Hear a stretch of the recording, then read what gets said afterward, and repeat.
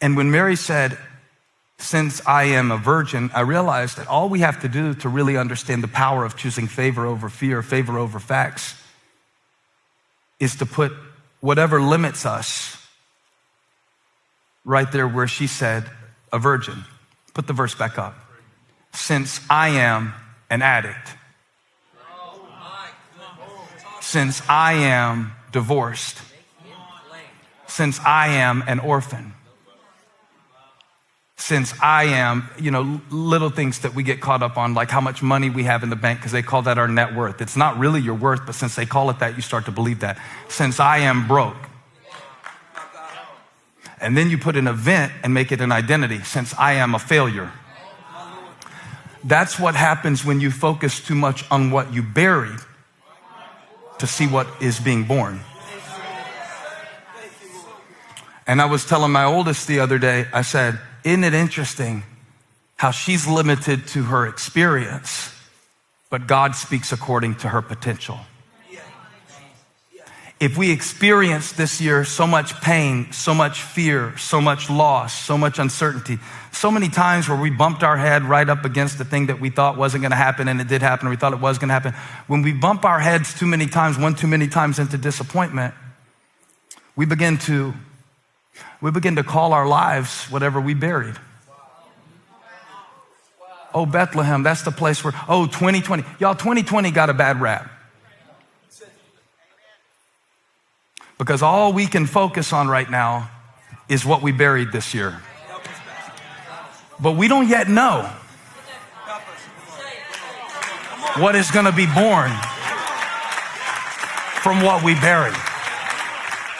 There might be a better job on the other side of this for you. You hear me? There might be more peace on the other side of this. So God shut down some systems and some things to get you focused on your Father. I love Jacob. Jacob's like, God changed my name, and I'm going to change the name of this thing that was born in pain, but it was born on purpose. Don't bury your blessing. You shove it down and you force it down and you got disappointed. So now you just bury that. But the problem is you are burying the blessing along with it. You said, son of my right hand. I'm naming my season according to what God is bringing out of it.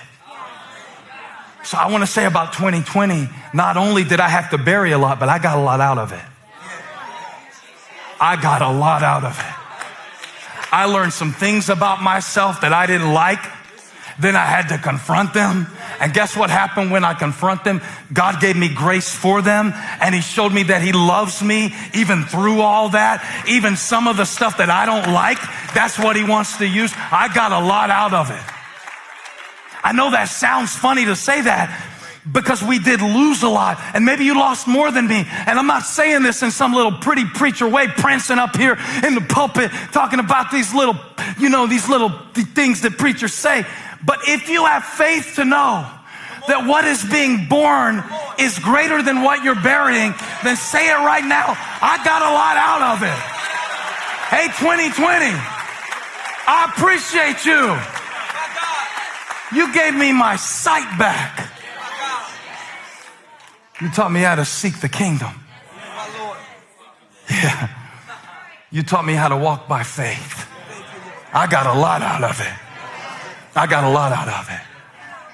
Bethlehem isn't the place where I buried Rachel. It's the place where my Savior was born.